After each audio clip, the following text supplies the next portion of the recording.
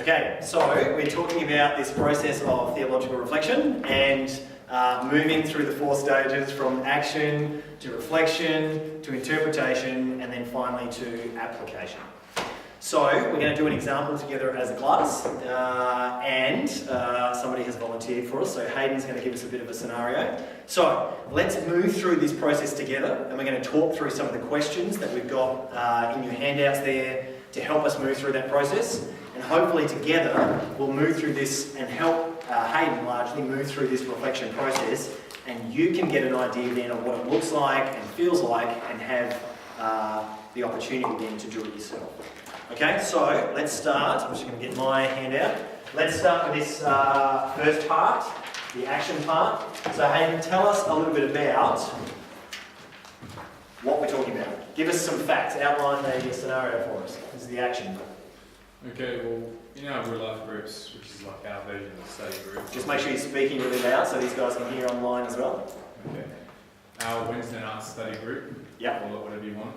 Yep. There's a lot of different names for them. Yep. We've been doing a series on deep spiritual friendships.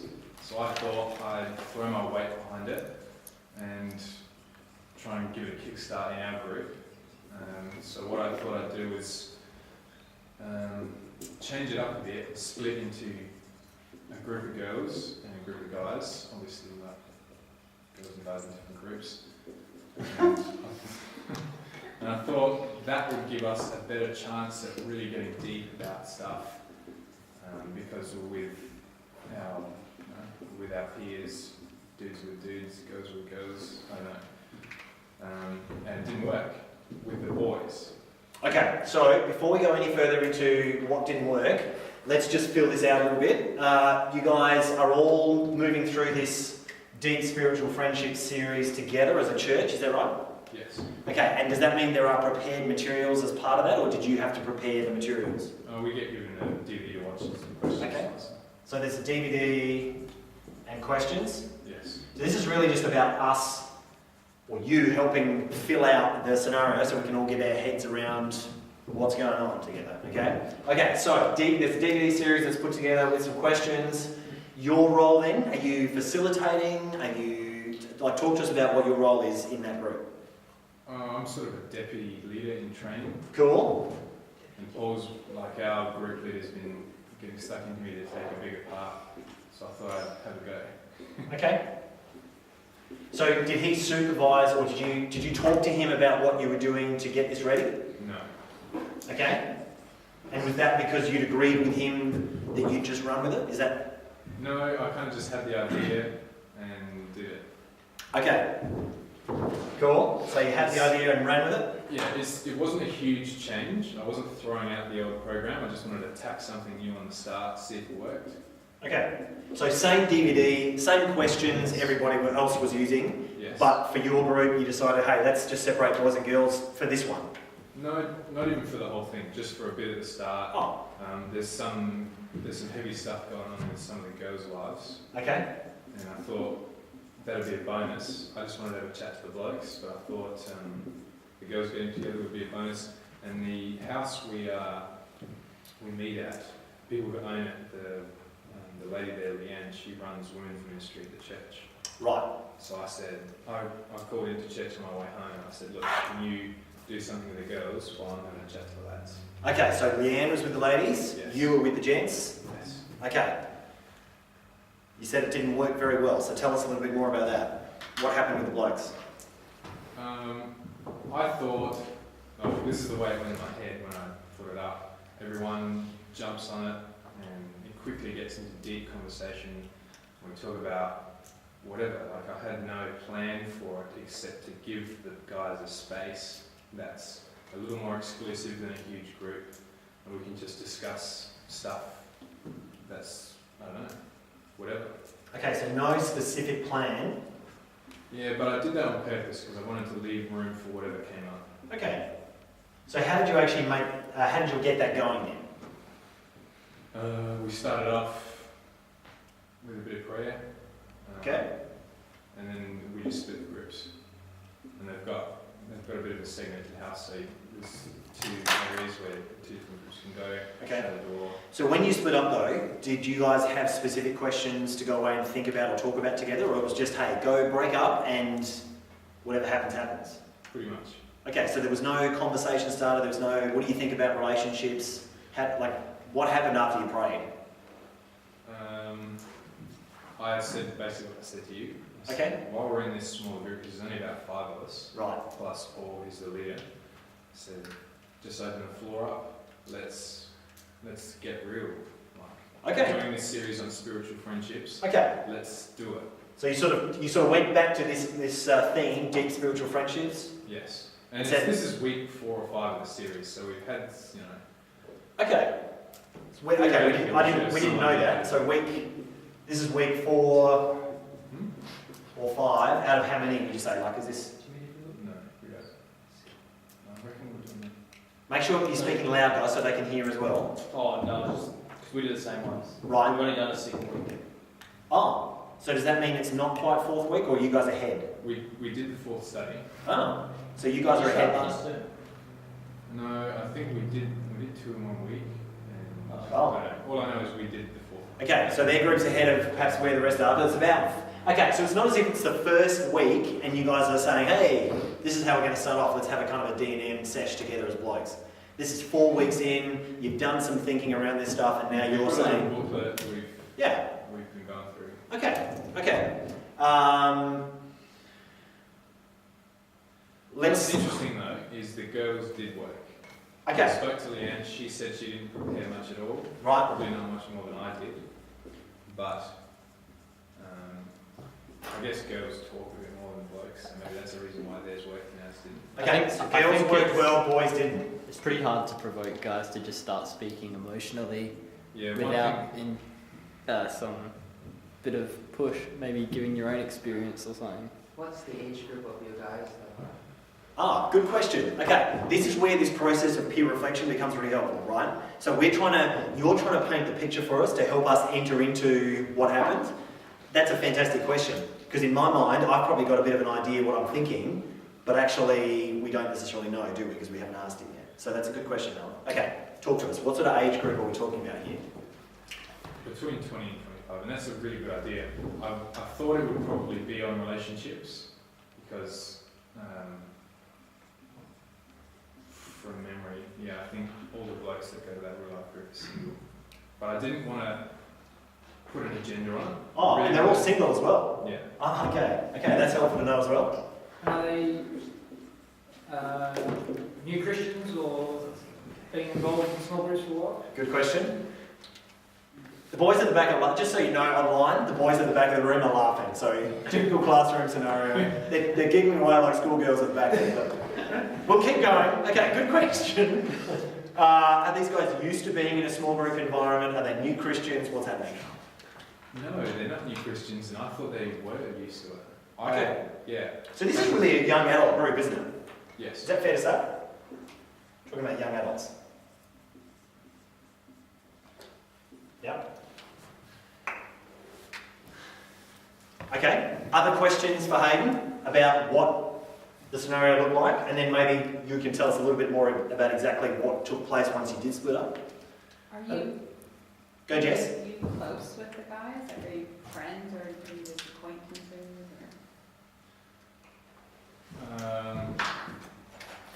I thought so. So we hang out, we catch up for this Bible study regularly. We've all been going there for over a year now. I thought, yeah, I don't know. I just thought it would be much, not like what it was. Okay, so you are relatively close as a group, though, you're saying? Pretty Well, close. maybe not as close as we could be. I guess maybe I misunderstood what deep spiritual friendship maybe means to them. Okay. Or perhaps just underestimated or overestimated what it might mean to them. Yeah. Yeah. Okay. Then now we're starting to talk. All of a sudden, when we ask that question, though, we're starting to talk about reflection and interpretation. So let's try and make sure we stay with the 4 stages, just because it's a little bit like when you do Bible study methods. Okay, it's really helpful to keep distinct the process of observation, then interpretation, then application. Because if you jump to interpretation before you've actually done all your observation, you don't have all the facts before you start to try and work out what the text is saying. And it's a little bit like that when we're unpacking a scenario like this. Okay? In fact, if you look at the 4 stages themselves, you kind of do the action, and then really what you're doing is further observation or reflection, then interpretation and application. So it's very similar to the process that we use when we come to a biblical text. Okay? It's worth that might help you ground some of this process. Okay? So let's come back to action quickly. Just tell us a little bit more about exactly why it didn't go well. What happened? Like when you got together, was it silence, crickets chirping? Yes. Okay. What was the atmosphere like? So you were like, all right, open the floor. What was the atmosphere? Everyone just kind of looked at the ground. Okay. Okay. People are looking at the ground. What That's did good. Paul do in this time? Yeah. He kind of just waited to see what would happen, and then when nothing happened, by this time I was like, oh no, what have I done? You're feeling the pressure at this point, I can imagine. Yeah, so Paul kind of jumped in and saved me a bit. He prompted a bit of discussion on what we thought was hang on, I made a few notes. And this is good we're doing this actually, because I actually tried to think through. Yep. What did I do wrong? How can we do it better? Okay, so Paul asked some prompting questions. Yeah, and stuff was said like, you need to earn trust before you demand action. Paul specifically said to me, you can't force people to be open, which was not really what I wanted to do. I thought everyone was like kind of just this side of the line, and needed a kick in the pants to, you know, Yeah. get over the finish line maybe. But in the end, Okay, let's push into the second stage of reflection. Now what you'll find is that there probably isn't a very clear dividing line between these two parts of the process, okay? Where you go, oh that's definitely the first bit where I'm just describing the scenario, and now this is definitely more sort of reflection. There's probably a bit of an overlap. So some of the questions we've been asking, clarifying questions about, crickets were chirping in the room, somebody asked what was kind of the mood of the atmosphere? Great question. That's probably starting to push into this. Think back now and think about that scenario, what it felt like and what it seemed everybody else might have been feeling. What was the body language telling you? You said they were looking down.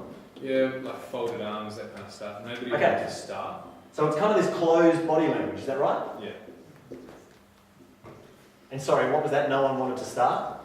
that's kind of the feeling I got. Okay. Folded arms. Eyes down. You know, that paints the scenario, doesn't it? You know when you don't want to be the one picked to have to say anything, you're kind of like... But you know, you don't want to make eye contact in case you then get, what do you think? Somebody picks on you. Okay, sorry, keep going. there's literally like 5 blokes in the room, and we know each other. So I just was kind of stumped. Okay. I would have started myself, because obviously that's a good technique, but that was not how I imagined it going, and I just kind of ran to a halt. Okay, there's only 5 blokes in the room. So you're a bit stumped about why intimacy was difficult?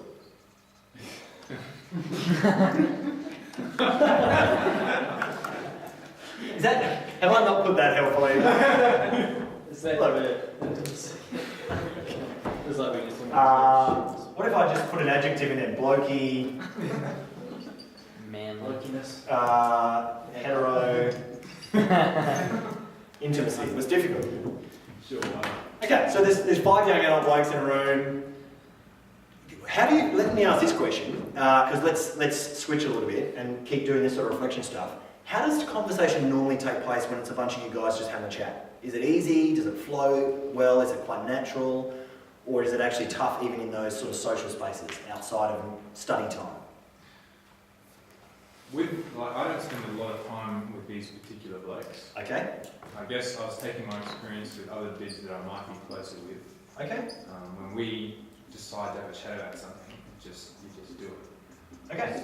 I guess because I've spent a lot of time with these guys, like I've known most of them for at least a year or more. Maybe I just attached that kind of flaky hetero intimacy to our friendships when it wasn't really there. Okay. Like we have a long friendship, but it's not a deep one, I guess is what I'm trying to say. Okay, that's actually quite insightful. That's even probably now pushing into interpretation, because what you're saying is actually, as I think about it, I probably took some assumptions about other relationships that I have with other young adult blokes that are just really helpful and healthy, where we would just talk about this stuff. And I thought, if I opened the door, we'd see the same thing happen over here. So now you're starting to zero in on something that actually could be pretty important when we come to interpretation, right? Yeah, well, one thing, like I know for a fact that last week, or the last time we met, one of the blokes had a fairly big chat with Paul about this chick that he was interested in. So I thought he would jump on this and we could all start talking about that. But I didn't want to put any constraints on it, just in case someone else wanted to talk about, I don't know, like death or injury or just things, or like that car breaking down. I didn't want to choke it, if that makes sense. Yeah, okay. But, so you had a specific bloke situation in mind, but you didn't Plus, I didn't want to put him on the spot. want to put him on the spot or set the agenda. Yeah, I guess I thought that if I created a safe, open space for him, he'd come out and these other blokes who, in all honesty, probably have similar issues, and we would come out as well and we could all have a chat about it. Okay, what are the questions running through your minds, guys, as we do, because we're doing this as a class, let's help him out. What do you got? How did you create a safe sort of environment? Like, how did you make them feel comfortable to talk? By kicking the girls out. This is not as important, but how long was it of silence, if that sort of makes sense? Like, was it, because sometimes things just don't go any further. Yeah, good question. Well, it was like we didn't sit there for 15 minutes and no one spoke. It was decent. But this is one of the things that's actually quite key in terms of leading small groups, isn't it? Is how do you handle uncomfortable silence? Because what's our natural tendency? Feel it? Yeah, jump straight in. We naturally don't like it, so we kind of jump in to fill it. So what did God promise Abraham? A son. Well, yes, but assuming it's silence and you're not getting anything, how long do you let that question hang? Right? Because you know where you're going with this question, but if other people are there reading the text trying to work it out, you've got to give them space to think, right? But our natural tendency is when you get that kind of silence, you want to jump straight in. It's like, okay, a son, yeah? Yeah, okay, sure. And they're halfway through thinking it. They would have got there, but you cut them off too soon because you didn't feel comfortable with the silence, right? So, and I'm not saying that happened in this space, but that's a really good question to ask. Who asked that question? Yeah, really good question. Somebody asked. Really good question to ask. How long was this silence? Did you just get, uncomfortable too quickly and maybe that's all it was? Actually, it could have been that the blokes in the group, because I thought I was fairly comfortable with all of them. Maybe they're not comfortable with each other. Okay. That never actually crossed my mind at all. Okay. Maybe the blokes... Okay. When you had, when you're all together as a group and you're having discussion with the girls and guys, who does primarily lots of the discussion? Is it like 80% girls doing the talking? Or Oh yeah, good question. like when you're all I together? find in our group, there's a lot more dialogue from the chicks than from the guys. Sorry, just make sure you're speaking up, guys, so they can hear online. So you find in your group, say that again? There's more dialogue from the girls. Right. So the question was, who normally talks more, the girls or the guys? Answer is, it's probably more the girls. Which is another reason why I thought maybe they'd be more comfortable to speak if they were gone. Because not every bloke is loud and, Okay, other questions, guys? Like what's running through your mind? You got one at the back? Yeah, so my question was was it clear that it was going to stay in the group what you shared? Oh, absolutely, it always is. Yeah. So hang on, that's an understanding that your group has anyway, that what we share here stays here, we're not talking about this elsewhere? Or is that just your understanding? I didn't say that, but surely it's implied. Okay. I mean, Maybe that's a it's good, not. maybe that's a good question to ask. But we've been rattling on about deep spiritual friendships for ages now. For me though, I don't like sharing things.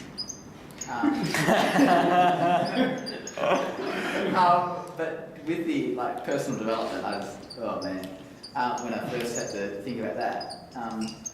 But it was really helpful knowing that it was not going to get out of the group.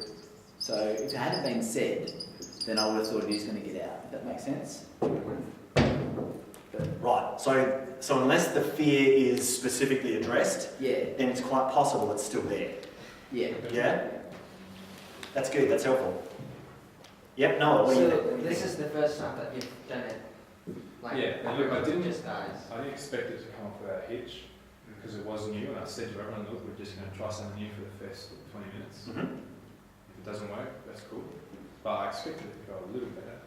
I think probably that's the first time, so it probably would be. I think in my own experience when we did split off, the girls always had more productive stuff and the guys would be, they wouldn't say anything, or they'd just be mucking around. So I think what we figured out, if you have some trigger questions or some questions to put out there beforehand, might help, but Okay, now you're leaping into application, Noah, so let's not leapfrog the process too much. I appreciate what you're sharing, though. But I think it's the first group, I guess. I mean, the first time you're doing this, so. Okay. Yeah, that's a good point, but again, I didn't want to shackle it, and I didn't want to put this particular bloke on the spot, because maybe he didn't want to talk to everybody about it. Yeah, and you might be right, he may not have wanted to. Obviously he did. Yeah. Is there an image that comes to mind to capture this moment? Thanks, Tom. So Tom's in the outline. That's good, Tom. This is one of the questions. Is there an image that captures this? I like it. Yeah, It's like the image that comes to mind is a wildebeest running. That was the example we had earlier. Okay. There may not be an image that comes to mind straight away. If you have one that comes later, because sometimes that will happen, let us know. Let me ask you this, how did you respond to this situation? Because obviously there's a great potential here for you to kind of feel like the deer caught in the headlights, you know, like, boo, what do I do now? I thought the other way around, to be honest. Okay, so tell us how you responded. Backpedal like mad. Okay? Yeah, I realised I probably touched on a bit of something after a decent amount of silence, because I know some people take a bit longer to respond. I kind of tried to, I don't know, change the direction, but because I had such an entrenched image of what it was going to be like, luckily Paul was there. He kind of jumped in and we ended up talking about something else I can't remember. Okay, so you tried, you sort of backpedaled a bit and tried to go to do the same thing, but to help them understand what you wanted, or you just went in a different direction? Like, what did you say? I can't remember. It was just, like, it wasn't heaps awkward, but I was Okay. just like, oh man. I Okay. just had no idea what to do. And then Paul ended up stepping in and doing something with it. Okay. Yeah. Paul intervened. Good. Okay, let's stop the process of reflection there. And so I might get Ace, if you can hit the camera, that'd be good.